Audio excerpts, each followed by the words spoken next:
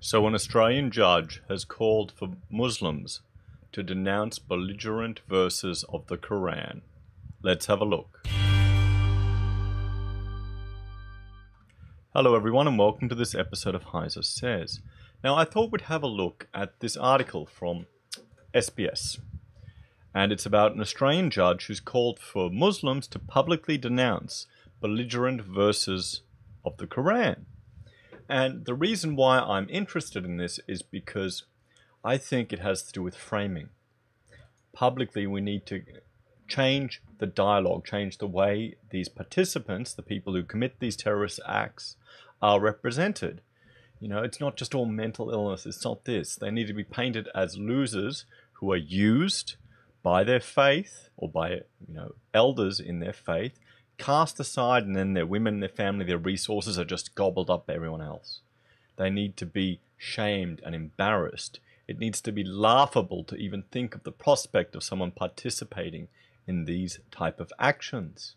We need to push for reformation and for the Western culture to influence and modify this perspective, because regardless of what you say, there is a lot of evidence of terrorist attacks. Now, I'm not going to discuss verses of the Quran or discuss anything like that. I'm going to show you something a bit different. Now, here is the ESRI terrorist attacks map. And let's just have a look here at some of these attacks. And this is from November last year to today around the world. And we can look at all the different groups. Let's look at Al-Qaeda. Look, wow, they're there. Mali, an Islamic group, 1 attack, 1 fatality. Yemen, 1 attack, 5 fatalities. Al-Qaeda, yep, another one in Yemen. Who else? What else? What other group do we want to look at? All these vast terrorist groups. Boko Haram, yeah, they're not Islamic, are they? What? You're telling me they are? Oh, bugger, they are. 2 attacks. December 27th. Every time I look at this map, I've used this one before for another video, just to show the prevalence of this terrorism. Okay? It's not the fact. If anything, Muslims are the greatest victims of this. More people are killed by, more Muslims are killed by Muslim terrorists than non-Islamic State. There you go. Now let's look. Florian, you're just picking the obvious Islamic ones. You're being unfair. Let's look at other. Okay, here we go. In Syria, Rouse the Believers, a group. 3 Syrian soldiers were killed by jihadists. Okay, another one. Paramilitaries in Northern Ireland. Wow, there's still some going in Northern Ireland. No fatalities. Islamists. Here we go. Wow, in Pakistan. What do you reckon? Oh, another group. Hang on, I can't see. A liberation army, so they're socialists, and Syria. So we can find Islamists, insurgents, Islamists, popular fighters groups, insurgents, allied democratic forces. What do you reckon they are? What do you think they are? Definitely peaceful, Jahilish-e-Mohammed. So, yeah. One can clearly argue that there is a correlation between this religious movement and acts of terrorism on the planet at the moment. Okay? I'm putting that out there. Regardless of your interpretations of scripture, there's ample evidence, and I'll link to this map, guys, and you can have a look at it yourself. Right here presented, factual evidence that there is an issue. Okay? Goes without saying. So let's have a look. Let's have a look at this article. So a New South Wales judge on jailing 2 Sydney terror plotters said hostile verses in the Quran could inspire serious crimes. Now you have to understand, a judge in this position is going to be exposed to these issues to a much greater extent than we are, to normal people. Okay? And even probably to Islamic scholars, because they have to deal with all of this stuff. And honestly, in Australia, I think we're very, very fortunate just with our policing, how many people they've caught, or maybe just how incompetent our terrorists are. But nevertheless, this judge has experience to it, and you could argue that from a perspective of someone who's seen the outcome of people using these verses to justify their behavior, he's more of an expert than anyone else. So Australian Muslims should publicly disavow belligerent verses of the Koran to weaken the moral convictions terrorists say the Holy Book gives them, a judge has said while jailing 2 Sydney terror plotters. And this is a way that moderate Muslim people that just want to get on with their lives, that don't want anything to do with any of this stuff, can participate in the dialogue.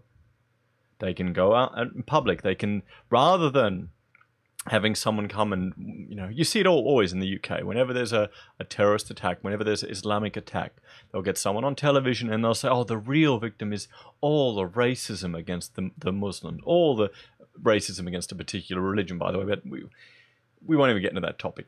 And so they'll paint it in such a way.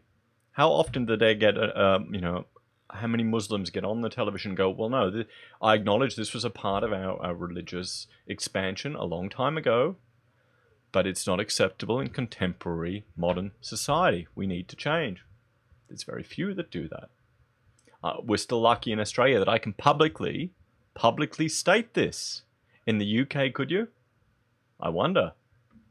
Now, but Florian, you're being racist, even though it's a religion, because the Christians had their crusades.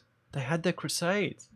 Now, if you look at the history of the crusades, and I can't remember, how many knights of Columbus were driving around on the back of Toyota Hiluxes with AK-47s? Can someone let me know in the comments when that last happened? I'm trying to look at the map here of where the Christian terrorist groups were committing these attacks, or trying to establish a new Holy Lands now, because it isn't happening.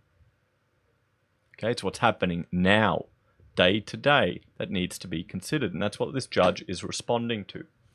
So terrorist reliance on verses of the Quran to support an Islamic duty of religious violence has been seen with more or less clarity in a number of New South Wales and Victorian cases, Justice Des Fagan said in the New South Wales Supreme Court on Thursday. So this is last week. If the verses upon which the terrorists rely are not binding commands of Allah, I'd say even if they apparently are, then you should question the commands. It is Muslims who would have to say so. If Australian followers of the religion, including those who profess deep knowledge, were to make a clear public disavowal of these verses as not authoritative instructions from Allah, then the terrorist moral convictions may be weakened. But Florian, the Bible also has all these things. If you look at where's the Christian fundamentalists right now? What are they doing? If you become a Christian fundamentalist, you usually sell everything you have, or you report for a right-wing news organization, or you get arrested for protesting against abortion in one of our anti-free speech zones here in Australia or in America. You're not going around committing these acts. Probably the worst you have are those nutcases protesting the soldiers' deaths against with their homophobic signs. Okay, they're not a threat to anyone. They're disgusting, and people publicly condemn them. Christians all over the world will condemn them. So, where are we seeing people condemn this and step out and say, no, this is not appropriate? So there's a little error there in my graphic copying. So, Samid Baida and Aldo Bridget Noma, both 21, were found guilty in October of conspiring between December 8th, 2015 and January 25th, 2016 to do an act in preparation for a terrorist act. So they were preparing for terrorism. Look, they're only 21. How young is that? What does that tell you? If you're at that age and you're doing that type of thing, that's not healthy. The couple, who Noma described as a jihadi Bonnie and Clyde, can apply for parole immediately, as the judge imposed sentences which have already expired because of the time served since their arrest. Now, I hope they haven't been even additionally radicalized in the prisons. Pardon me. Beta was jailed for 4 years with a non-parole period of 3 years, which expired on January 25th. Naoma was jailed for 3 years and 9 months with a non-parole period of 2 years and 10 months, which expired on January 22nd. The couple's phone contained a vast amount of extremist material, including graphic images and videos of beheadings and soldiers carrying Islamic flags. Videos of beheadings. What do I have on my phone? I've got pictures of children, my kids running around, making mess, playing, being children. I've got thumbnails from my YouTube videos that I have to make. So I keep deleting all the pictures of Clementine Ford or whoever I have to turn into a thumbnail. It's a sacrifice I'm making. I don't have crazy images or, beheading videos. I mean, who the hell looks at that stuff? That's insane. One thing it shows you is that a path to radicalization in many ways is online. And that's where publicly reframing this act of terrorism as an embarrassing, pathetic act that doesn't align with their religion or with modern sensibilities is what everyone needs to do. It needs to be part of the dialogue. And I created a video. One of the first ones I made was how everyone can help fight terrorism. And it's just by reframing it. Because they're all getting, their media attention and all of that, and some of them crave it. These nutters. They also included videos of sermons delivered by Islamic scholars quoting Koran verses which unmistakably instruct the believers to undertake jihad in pursuit of universal Islamic dominance. Universal Islamic dominance. And I've presented you with evidence here that, these aren't the only people that is happening. So you can't say, Florian, they're just misinterpreting it. It's not the real Islam. It doesn't matter, guys. If you're a lefty, or if you even just, you have that opinion, or if you're a Muslim and you have that opinion, what's going on here? Why is there so many terrorist attacks all over the world? Like, I'm looking at it now. 166 attacks since November 21 with 875 fatalities. Majority of them, carried out by Islamic groups. Here, Islamic State. 46 attacks, 360 fatalities since November. So guys, you may not think this is all Muslims, but it's enough of them to be causing a lot of death and a lot of destruction, and people are justifying it based on verses in this scripture. So as seen in this and numerous other prosecutions, the hostile verses in the Quran are inspiring serious crimes, he said. He noted that jihadi propagandists and terrorists consistently invoke belligerent verses of the Quran. The judge accepted Beta was inspired by jihadist propaganda to commit a violent street robbery with 2 friends of 2 non-Muslims on New Year's Eve in 2015. So there you go. It shows you that he was inspired by it. Some of the material on his devices urged Muslims to attack and plunder Western civilians in their own countries in furtherance of their religious duties, he said. That would have been something that we would have had to encounter hundreds of years ago. This shouldn't be something we're experiencing now in modern times, you would hope.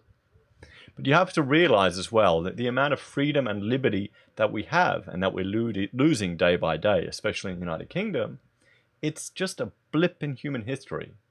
It's not that, this level of freedom that we've had as, normal people hasn't really existed for that long. It's something it's worth defending. And everyone is attacking. They're all attacking the West. They're all attacking white men. They're all attacking European culture and history when that's provided us with so much.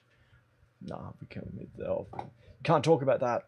Anyway, Beta said he only told Naoma he was carrying out a suicide attack to get her to feel sorry for him and accept his marriage proposal.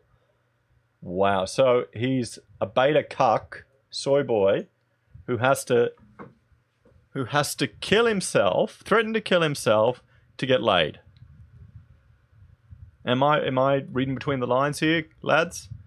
Let me know what you think. I mean, do we need to start teaching these guys maybe, MGTOW in this community so they don't go nuts, or kind of self-improvement in other ways than threatening to kill yourself to get married? That's in many ways that's really sad, to be honest. Really sad. They married in an Islamic ceremony before the planned attack, and he ultimately backed out of the robbery. The judge found Bader had exaggerated to Naoma what he planned to do, and she could have been taken in by his false boasting about a suicide mission. Both were 18 at the time and demonstrably immature for their age. He accepted they had renounced their fanatical beliefs and were genuinely remorseful. The judge said it was up to the state parole authority to decide if the two would be released. If they're genuinely remorseful, they should go and publicly, but see, the problem is they'll probably get killed. If they publicly denounce these certain verses of the Koran, there'll be nutters that'll kill them then. It's painting a target on your head. What do you think they should do, guys? What do you think? 18-year-old young kids? You know, we all make mistakes. How can they repent? Now, I've already made this video. I made it early today. I'm preparing it. Probably by the time you watch this, I will be driving in my car for a couple of hours out to Warwick in the middle of Queensland. Well, not the middle of Queensland, near southeast Queensland, for a job. So I thought I'd prepare this video beforehand. But then all of a sudden, the response came from the Muslim leaders here in Australia. So I said, okay, I'll have to remake the video. So let's have a look at the response. So Islamic leaders reject judge's call for Muslims to denounce verses of the Quran. So they reject the judge's call for Muslims to denounce these verses. Now this judge, you understand, has experience dealing with the outcomes of people claiming that these verses are justification for their behavior, their criminal behavior, that we as a civilization don't consider appropriate. That I have, I can show you here. Look, there's evidence that people are using these all over the world. Let's just look at all over the world for terrorist acts, criminal acts. No one, I'm hoping no one watching my videos would argue that any of these terrorist acts are justified. So, hang on. Let's have a look. Let's read through this one here. You don't ask to disavow medicine if some doctors exploit it. You don't ask to disavow law if some lawyers misuse it. Okay, just look at that framing there. It's interesting how they're trying to frame it. They're framing, oh, but medicine is good. Law and order is good. You wouldn't disavow it just because some people exploit it or some people misuse it. No. That's just what's happening here. Not that there's ample precedent all over the planet that there's something fundamentally dangerous with certain elements of your holy scripture that people are using to justify acts that are abhorrent to Western civilization. Okay? No. So it's designed to deceive people and put them at ease. So Australian Muslim leaders have rejected comments from a New South Wales Supreme Court justice who said Muslim leaders should publicly denounce belligerent verses in the Quran as inappropriate.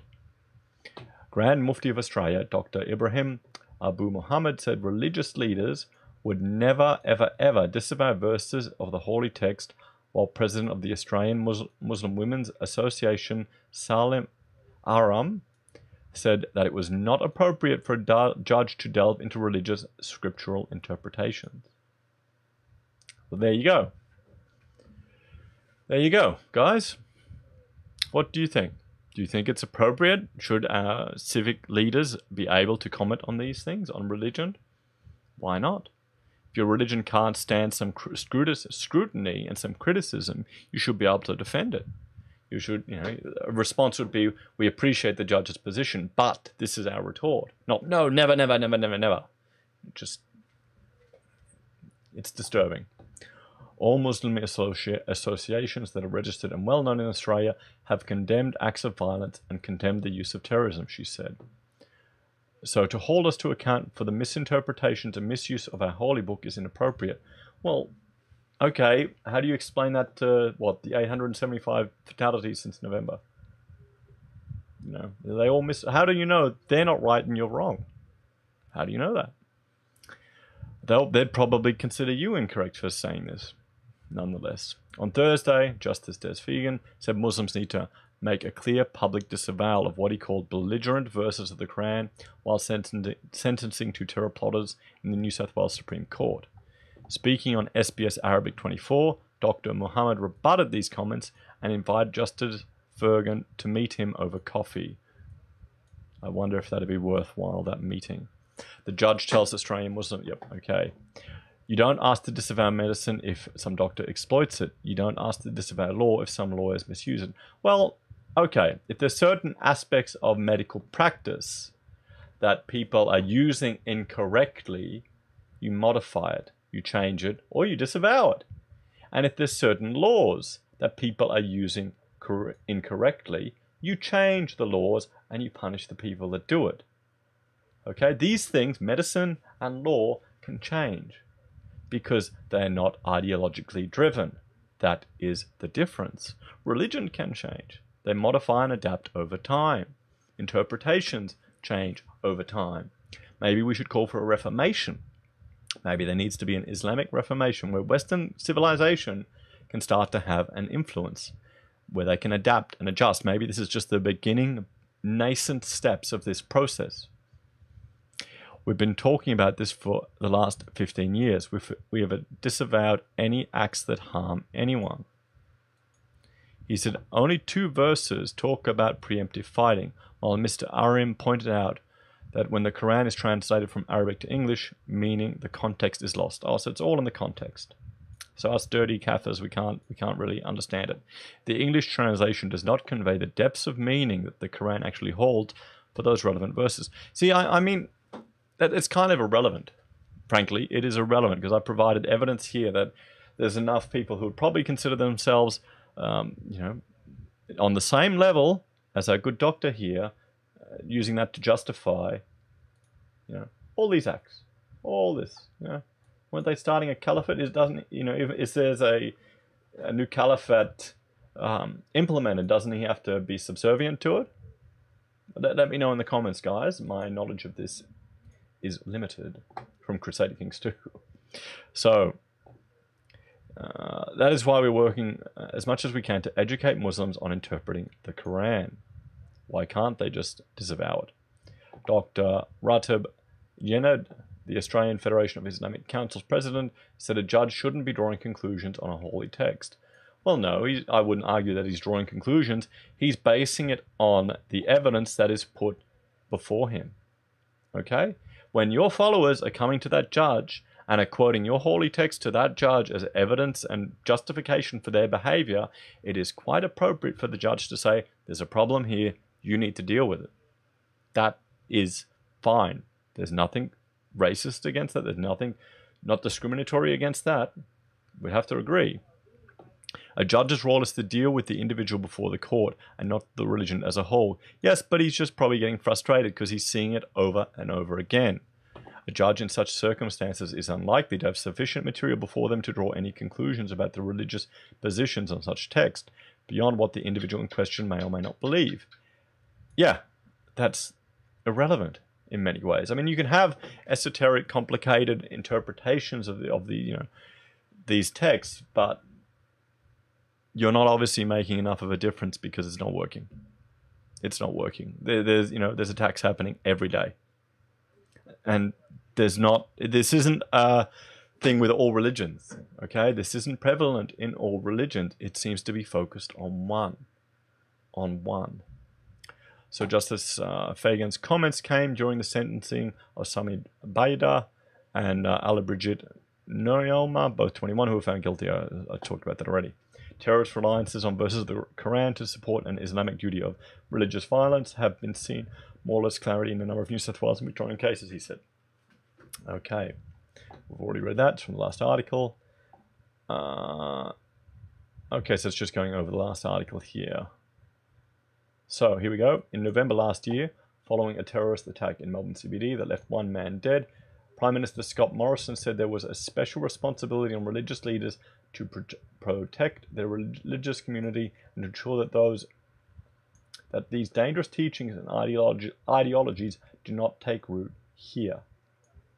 They must be proactive, they must be alert, and they must call this out in the communities and more broadly for what it is, he said. The comments were met with backlash as some Muslim leaders complained that the statements alienated members of their community. No, it's not the statements that are alienating members of your community. It's the fact that other members of your community are killing people. They are killing innocent people in our cities because they have a religious ideological belief. That's why. That's what's alienating it. That's why people are getting annoyed. That's why, you know, right-wing anti-immigration policy is becoming more and more prevalent, because people are worried. People are scared. This is Australia. We shouldn't have to deal with this rubbish. Okay? It's an easygoing country. Shouldn't worry about it here. It is extremely disappointing in such difficult times and during a national tragedy when all Australians of all faiths and backgrounds should be called upon to unite and stand together against any form of extremism and violence, to see our nation's leaders politicising this incident and using it for political gain, the council said in a statement. That just shows you it's just a typical wet PC response. So, what do you think, guys?